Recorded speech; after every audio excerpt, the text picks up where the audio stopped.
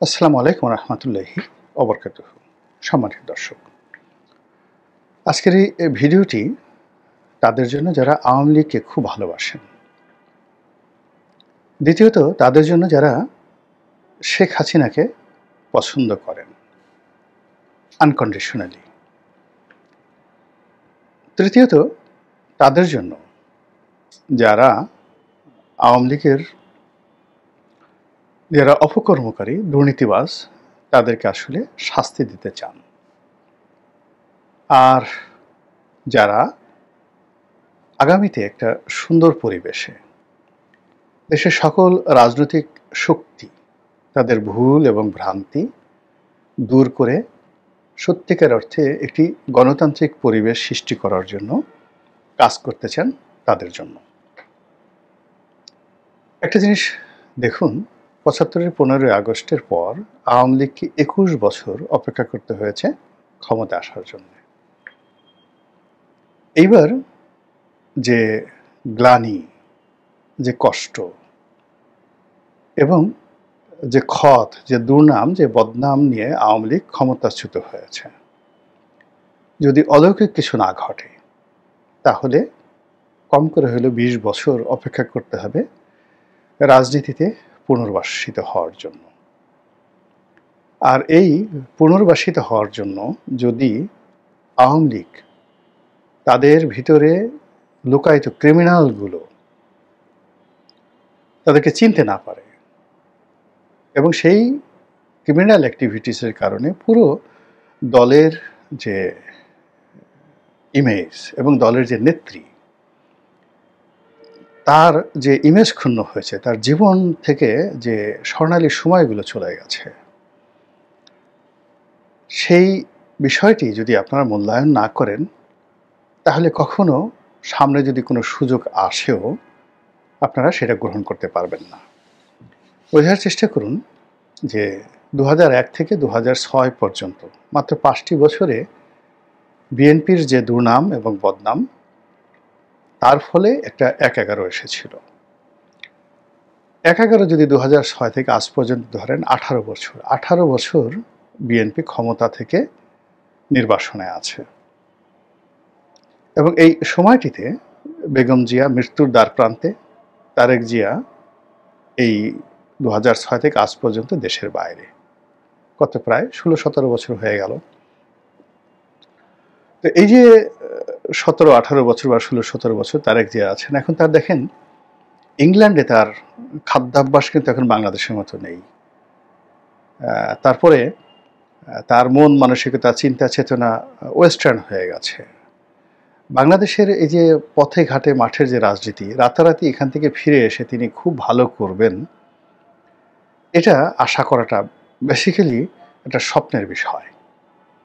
তিনি স্কাইপেতে কথাবার্তা বলছেন, ওখানে বসে তার নেতাকর্মীদেরকে যথেষ্ট উজ্জীবিত করছেন, এটা একটা ভিন্ন প্রসঙ্গ। কিন্তু এই যে মূল ভূখণ্ড থেকে তিনি যে আলাদা হয়ে আছেন, এসে রাতারাতি এই দলটিকে নেতৃত্ব দিতে পারাটা, এটা একটা দ্বিতীয় প্রশ্ন। আর প্রথম প্রশ্ন হলো যে ক্ষমতার বাইরে ১৮ বছর থাকার পরে এবং এই সময়টিতে বিএনপি নিজেদেরকে কখনো রেকটিফাই করার চেষ্টা করেনি এবং তাদের যে সকল ক্রিমিনালদের কারণে বিএনপির ক্ষমতাচ্যুতি ঘটেছিল, যে সকল ক্রিমিনালদের কারণে জিয়া পরিবারের উপরে গজব নাজিল হয়ে পড়েছিল এবং যে সকল ক্রিমিনালদের কারণে বলতে গেলে ১-১১ এসেছিল, তার মধ্যে হাতে গোনা ধরুন ২০ থেকে ৫০ জন, এটা প্রিলিমিনারি সর্বোচ্চ যারা সিন্ডিকেট প্রধান। তো তারা হয়তো কেউ জেলে গেছেন, কেউ দেশের বাইরে পালিয়েছেন, কেউ নিখোঁজ হয়ে গেছেন, কেউ মরে গেছেন এই গত ১৮ বছরে। কিন্তু বিএনপির পক্ষ থেকে আসলে তাদের বিরুদ্ধে ব্যবস্থা নেওয়া যায়নি। বিএনপি যদি, নেতাকর্মীরা যদি ২০০৬, ৭, ৮ কিংবা ধরুন ২০০৯, ১০, ১১ যে সময়টাতে গণতান্ত্রিক পরিবেশ ছিল, বা এই গত ১৮ বছর এরকম ১৮ জন লোককে আচ্ছা মতো পিটুনি দিত। তারা কি করেছে, যারা সংস্কারবাদী সাবেক সেনাপ্রধান মাহবুবুর রহমান তাকে জুতাপেটা করেছে। জেডাই খান সাহেব সংস্কারবাদী হয়েছে, তাকে জুতাপেটা করেছে। কিন্তু যে সকল দুর্নীতিবাজ, যে সকল লুটেরা, যাদের কারণে পুরো বিএনপি ক্ষমতাচ্যুত হয়েছে, যে সকল আমলা, যে সকল কামলা, যাদের বাড়াবাড়ি করার কারণে, আমি নাম বললাম না, বিএনপির আজকের এই দুরবস্থা হয়েছে। সংস্কারবাদীদের আলাদা, তাদের যদি 2-4-50 জন লোককে বিএনপি নেতাকর্মীরা জুতোপিটা করতে পারতেন, পাড়ায় মারতে পারতেন, তাহলে আজকে এই গত 14 মাসে বিএনপি যে দুর্দশা হয়েছে, যে বদনাম হয়েছে, এই বদনাম হতো না। এবং আমি নিশ্চিত যে এই বিপ্লবের পর 30 দিনের মধ্যে বিএনপির সমস্ত ক্ষমতা বিএনপির হাতে চলে আসতো। এবং বিএনপি যদি এই কাজগুলো করতে পারতো, তাহলে 2024 সনের ডিসেম্বর মাসে নির্বাচন হতো, জাস্ট ডিসেম্বর মাসে, এবং এখন তারেক রহমান সাহেব প্রধানমন্ত্রী থাকতেন। কিন্তু 18 বছরে অনেক করা হয়েছে, আওয়ামী লীগের গালাগালি করা হয়েছে, নিজেদের সব কর্মকে তারা পজিটিভ করার চেষ্টা করেছে, কিন্তু আত্ম উপলব্ধি করে বা আত্মসমালোচনা করে সেই লোকদেরকে তারা খুঁজে বের করতে পারেনি। কাদের কারণে তারেক রহমান সাহেব, কাদের কারণে বেগম জিয়া, কাদের কারণে জিয়া পরিবার এই দুর্দশার শিকার হলো, তাদেরকে চিহ্নিত করতে পারেনি, তাদের বিরুদ্ধে ব্যবস্থা নিতে পারেনি, বরং তাদের অনেককে ওন করেছে তারা। আর এই ওন করার ফলে এখন গিয়ে দেখেন গত 14 মাসে ওই গ্রুপের মধ্যে, যে গ্রুপটি ওই সময় খুব দাপটে ছিল কিন্তু বিএনপির সাথে সম্পর্ক নাই, তারাই আন্ডারওয়ার্ল্ড নিয়ন্ত্রণ করছে। আর ওই গ্রুপটির মধ্যে যে গ্রুপটি বিএনপির সাথে সম্পর্ক আছে, তারাই এই সব কিছু ভাগ বাটোয়ারার সাথে জড়িত থেকে বিএনপির লক্ষ লক্ষ নেতাকর্মীর গত 18 বছরের শ্রমকে শেষ করে দিচ্ছে। ফলে দেখুন, এখন তারেক রহমান সাহেবকে অশ্রু সজল নেত্রে বলতে হচ্ছে, আপনারা ঐক্যবদ্ধ থাকেন, যত সহজে ক্ষমতা আসার কথা চিন্তা করছেন তত সহজে আসতে পারবেন না। এবং বিএনপি যদি এইবার এই দফাতে, এই নির্বাচনে, যাকে বলা হয় তারা এই ট্রেন মিস করে, অর্থাৎ ফেব্রুয়ারিতে যদি নির্বাচন না হয়, তাদেরকে হয়তো আওয়ামী লীগের সাথে একতে আরও 20 বছর অপেক্ষা করতে হবে। তখন আমি, তারেক রহমান সাহেব, আমাদের যে বয়স 80 বছর হয়ে যাবে। বোঝার চেষ্টা করেন, জীবন শেষ। তো একইভাবে এই বিএনপির যে কর্মকাণ্ড, তার থেকে আওয়ামী লীগেরও শিক্ষা নিতে হবে। শেখ হাসিনা আসলে এরকম ছিলেন না। যদি 96 থেকে 2001 সন পর্যন্ত শেখ হাসিনার কার্যকাল চিন্তা করেন, এবং তাকে যারা কাছের থেকে দেখেছেন, তার অনেস্টি, তার সততা, মানে তার ওই যে মুখরা, মুখ ফুটকে টাস টাস করে অনেকগুলো কথা বলা, যা মুখে আসে তাই বলে দেয়, এই জিনিসগুলো, বা এখনও তিনি যে কাজগুলো করছেন, এইগুলো বাদ দিয়ে যদি তার শাড়ি, তার ড্রেস কোড, তার ঘরের যাকে বলা হয়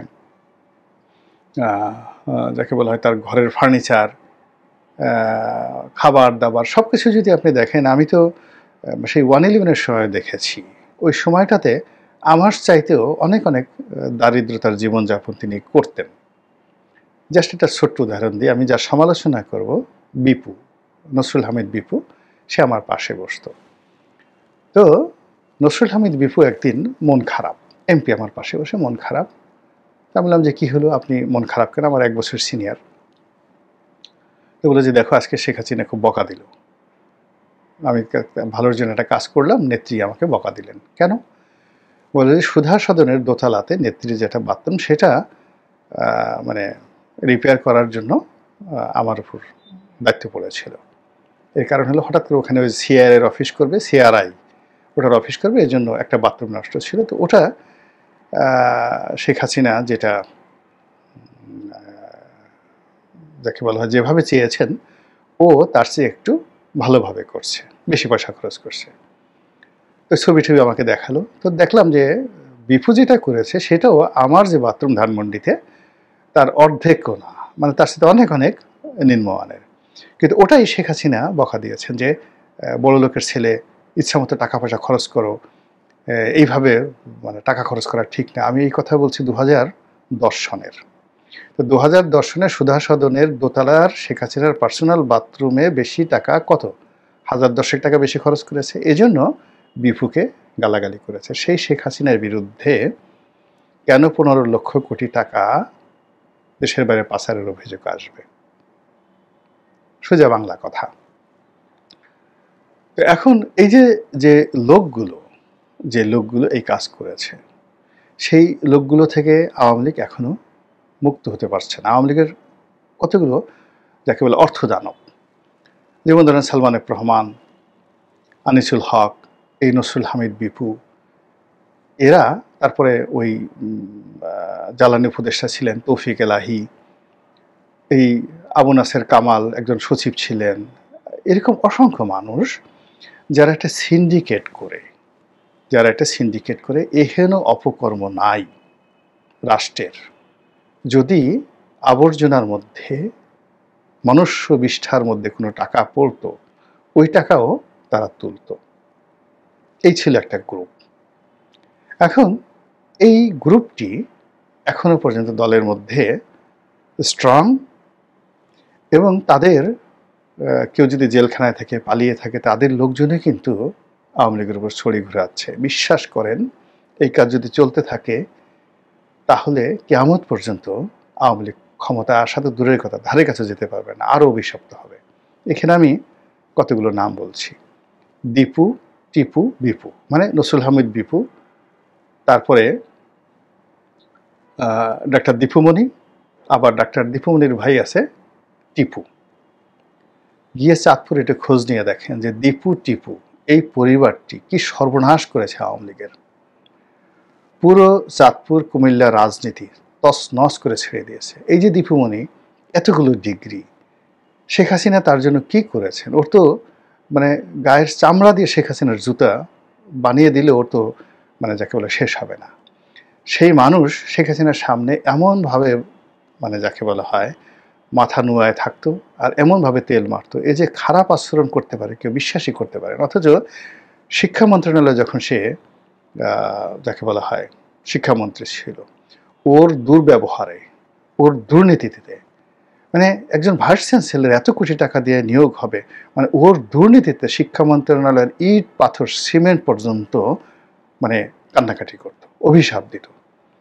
অথচ এই দীপু মানে দীপুমণি আমাকে খালেদ মাহমুদ চৌধুরী একদিন বললেন, বন্ধু মানুষের যে মন্ত্রী ছিল, নৌপরিবহন মন্ত্রী। তো খালিদ মাহমুদ চৌধুরী অনেকদিন সে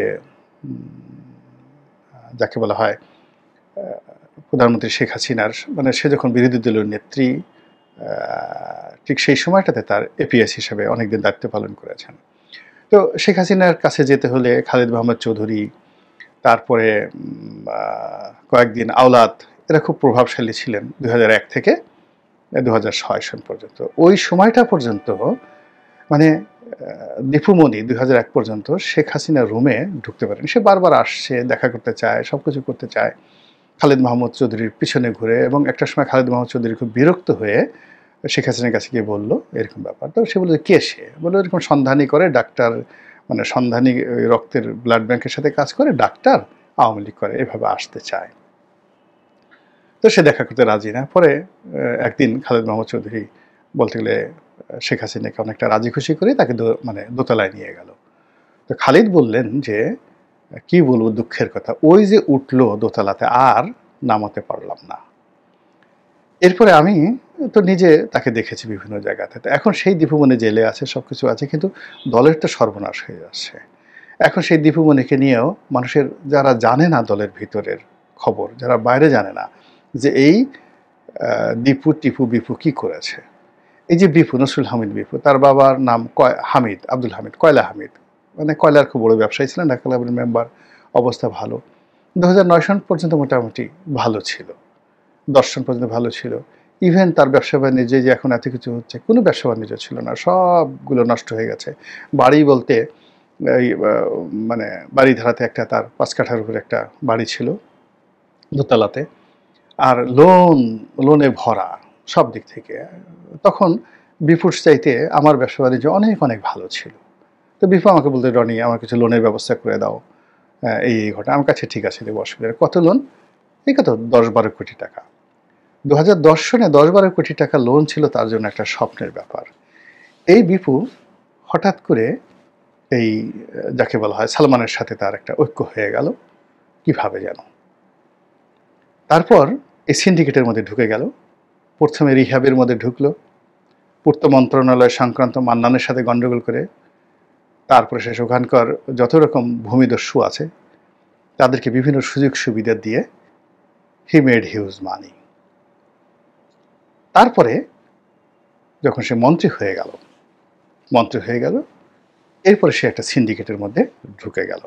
সেই সিন্ডিকেটের মধ্যে ঢুকে পুরো জ্বালানি মন্ত্রণালয় থেকে শুরু করে একেবারে এমন কোনো অপকর্ম নাই এই বাংলাদেশে এই বিপু করেনি। ফলে কাজেই আওয়ামী লীগকে যদি যাকে বলা হয় ভবিষ্যতে ক্ষমতা আসতে হয়, তাহলে এই দীপু টিপু বিপু এদেরকে ফাঁসির মঞ্চে তুলে দিতে হবে। এদের ফাঁসি না হওয়া পর্যন্ত আওয়ামী লীগ তার যে অপরাধ পাপের দায় মেটাতে পারবে না। আমি শুধু এই নামগুলো বললাম। একইভাবে এই যে সালমান, আনিসুল, এখন দেখুন এরা খুব হয়ে থাকে, চুপচাপ হয়ে থাকে, কিন্তু এদের মধ্যে কোনো অনুশোচনা নেই। এদেরকে বিভিন্ন রিমান্ডে আনে যে সকল পুলিশের কর্মকর্তা, অনেকের সাথে আমার কথাবার্তা হয়, তারা ওইখানে বসে এখনো যে সকল দুষ্টামি করে, যে সকল কর্মকাণ্ড করে, আপনি গিয়ে দেখেন এদের কোনো রকম লজ্জা নাই। এই যে হাসানুল হক বলেন, এখনো সেই দাপটে কথা বলে, তারপর শেষে পুলিশদের সাথে ঝগড়াঝাটি করে। এখন সেই পুলিশের সাথে প্রিজন ভ্যানের মধ্যে সে ঝগড়াঝাটি করছে, একটা পুলিশ যদি তার গালের পেটে চল বসায় দিত সে কি করতো? কিছু করতে পারতো না। কিন্তু আওয়ামী লীগের নেতাকর্মীদের তাদের তো মন ভেঙে যেত। তো এই মানুষগুলো যারা এই অপকর্মগুলো করেছে তাদের আসলে শাস্তি হওয়াটা খুব জরুরি, এবং আওয়ামী লীগকে এই শাস্তির ব্যবস্থা করতে হবে, যেভাবে শাস্তির ব্যবস্থা করতে হবে, এই আবর্জনা দূর করতে হবে। একইভাবে যে সমস্ত মানুষ ধরুন আওয়ামী লীগের ছোট ছোট পদে থেকে, বিশেষ করে এই যে ব্যাংকিং সেক্টরটাকে যারা ডুবেছে, ছাত্রলীগের বিভিন্ন ছেলে ধরে নিয়ে আসে, কোথা থেকে ধরে নিয়ে অগ্রণী ব্যাংকের ডিরেক্টর বানাইলো, আমি নাম বলবো না, সোনালী ব্যাংকের ডিরেক্টর বানাইলো। এরা 3টা 4টা সে অগ্রণী ব্যাংকের, সোনালী ব্যাংকের গাড়ি গুড়ি ব্যবহার করে শত শত কোটি টাকা লোপাট করে যা করছে, আমাকে একদিন সেই কোর্টে হাজিরা দিচ্ছিলাম 2022-23 সালে। তো অগ্রণী ব্যাংকের একজন ডিরেক্টরের নাম ছাত্রলীগের একসময় নেতা ছিল। তো একজন লোক বলল, শিল্পপতি বলল যে আমি যদি ওরে পাই জীবনে, ওকে পাড়ায় মেরে ফেলবো, আমার এই সর্বনাশ করেছে, আমার কাছে টাকা নিছে লোন দেওয়ার কথা বলে, লোনও দেয় নাই, টাকাও মেরে দিয়েছে, উল্টে ফেলে আমার প্রজেক্টটাকে এইভাবে খেয়ে দিছে। এরকম হাজার হাজার ঘটনা এই যে সরকারি ব্যাংক, বিমা, যেখানে যেখানে এই ছাত্রলীগের লোকদেরকে নিয়োগ দেওয়া হয়েছে সবগুলো শেষ করে দিয়েছে। এখন সবগুলো পালায় আছে। দেশের বাইরে গিয়ে দেখা যাচ্ছে যে সাবেক মন্ত্রী বিভিন্ন জায়গাতে এই অল্প কিছুদিনের মধ্যে, জাস্ট অল্প কিছুদিন মন্ত্রী ছিল, এর মধ্যে সব কিছু সর্বনাশ করে ফেলছে। কোথা থেকে স্বাস্থ্যমন্ত্রী জাহিদ মালিককে নিয়ে আসছে। জাহিদ মালিকের আগে এই মোহাম্মদ নাসিম সেখানে কি করছে, পুরো স্বাস্থ্য মন্ত্রণালয়কে লুটপাট করে শেষ করে দিয়েছে। তো নাসিম যাওয়ার পরে নাসিম সাহেব যা কিছু করেছেন তার চেয়ে 100 গুণে জাহিদ মালিক, মানে এটার কোনো যাকে বলে কোনো কোয়ালিটি ছিল না। এই জাহিদ মালিকের সাথে স্বাস্থ্য মন্ত্রণালয়ের যে একটা সিন্ডিকেট ছিল, সেই কি যেন আমিন উদ্দিন আমিন না আমিনুল ইসলাম আমিন, যারা মোল্লা আমিন হিসেবে সেই করতো, মাঝে মধ্যে সে ওই বঙ্গবন্ধু হলে ভিপি হয়ে নির্বাচিত হয়েছিল লাবলু, তো লাবলুর সাথে চলতো। তো লাবলুর সাথে মাঝে মধ্যে আমাদের প্রমাণ হলে আমার রুমে আসতো। তো আমার রুমে আমি লনি, আমার সাথে ওর সাথে আমি কখনো তার সাথে কথা বলিনি, সে আমাকে চিনতও না। আমি যে ছাত্রলীগ করতাম সে সেটা জানতোই না। সে মনে করতো, বা আমি যখন এমপি হয়ে গেছি মনে করতো যে ওর এলাকা সাতকানিয়া, ও এলাকার সবই হলো শিবির। তো যেহেতু সাতকানিয়ার পুরো এলাকাটাই শিবির, এখন সে আদেও শিবির করতো কিনা বা করতো কিনা আমি জানি না। তবে সে ওই মাদ্রাসায় পড়তে জন্য সবাই তাকে মোল্লা আমিন হিসেবে ডাকতো। তো আমাকে একদিন সে বলতেছিল যে এরকম ব্যাপার, তুমি তো শিবির থেকে আসছো। তা আমি আর ওর সাথে বিতর্ক করলাম না, কথাবার্তা বললাম না এই বিষয়গুলো করার জন্য। এখন সেই মোল্লা আমিন একেবারে সাধারণ গরিব পরিবারের সন্তান, সে ওই জাহিদ মালিকের সাথে যুক্ত হইয়া শত শত কোটি টাকার দুর্নীতির অভিযোগ, এবং দুদকে তার বিরুদ্ধে মামলা। তাকে আওয়ামী লীগ জামানাতে বোধ হয় সেই দুদক খালার দিয়েছে কিনা বা দেয়নি, ডাজ নট ম্যাটার। এখন এই সময়টাতে এসে আমিন কথা বলতেছে on behalf of Awami League. বোঝার চেষ্টা করুন, আমিন কথা বলতেছে on behalf of Awami League.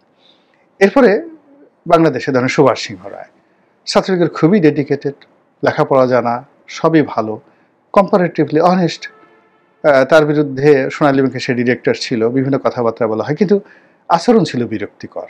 যেভাবে কথাবার্তা বলতো মানুষ খুব বিরক্ত হতো। এখন সুভাষ কিছুই করেনি, কিন্তু এখন সুভাষ ঢাকা শহরে একটু হাঁটাহাঁটি করুক, লোকজন দেখবেন যে সুভাষকে পিটেই মেরে ফেলবে। একইভাবে ধরেন মোহাম্মদ আরাফাত, মোহাম্মদ আরাফাত একই অবস্থা, গালগুলো মোতা, জয়ের বন্ধু, এতটুকু তার জয়ের বন্ধু হওয়ার কারণে তোয়াজ তদবির করে তাকে ওই পর্যায়ে নিয়ে গেছে। কিন্তু তার বক্তব্য বা এই যে সুভাষ সিংহ, আমিন বা এদের ব্যক্তিগত যাই হোক না কেন, এদের বক্তব্য আওয়ামী লীগের ভিতরে এবং বাইরে ভীষণ রকম অজনপ্রিয়। এখন এই যে আওয়ামী লীগের মধ্যে যে দায়গুলো রয়েছে, বিশ্বাস করেন এখনো পর্যন্ত কিন্তু আওয়ামী লীগের লোকরা ঢাকা শহরে একেবারে দাঁতে দাঁত চেপে আছে।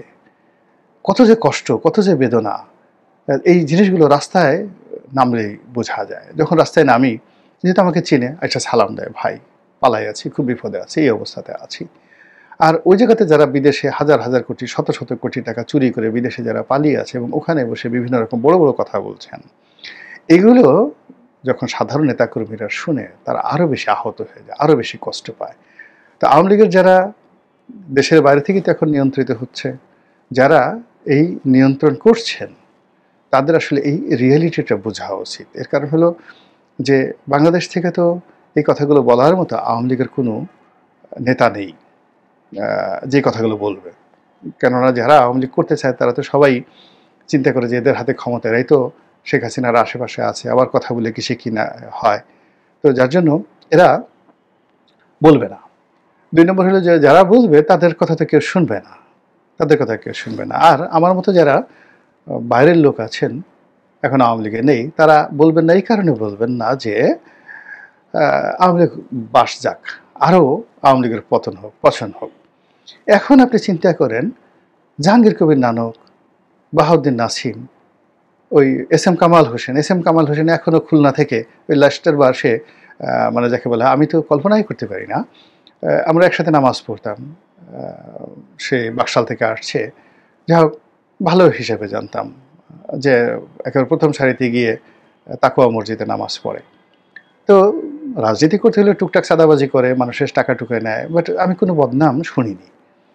কিন্তু এমপি হওয়ার পর তার যে চরিত্র পাল্টে গেছে, সাংগঠনিক সম্পাদক হিসেবে তার মধ্যে যে বিনয় ছিল এবং মুহূর্তের মধ্যে সে যেভাবে অল্প কয়েকদিনের মধ্যে 24-এর এমপি হওয়ার পর হঠাৎ করে যেভাবে যে দানব হয়ে গেছে, এস এম কামাল সাহেব যে এমন হতে পারে এটা আমি স্বপ্নে কল্পনা করতে পারিনি। আর এখন পালায় আছে, এবং এখন আমাকে একজন বলল যে পালিয়ে গিয়ে ওখানে সে এখনও সেই খুলনার যে অঞ্চল নেতাকর্মীদের কাছ থেকে এর মধ্যে সে টাকা নেয়, চাঁদাবাজি করে, এবং সে যদি বিভিন্ন ইউটিউব চ্যানেলে এসে আওয়ামী লীগের পক্ষে কথা বলে, বাইরের লোক তো তাকে চেনে না, কিন্তু খুলনায় যারা লোকজন আছে তারা তো কি পরিমাণ বিরক্ত হয়।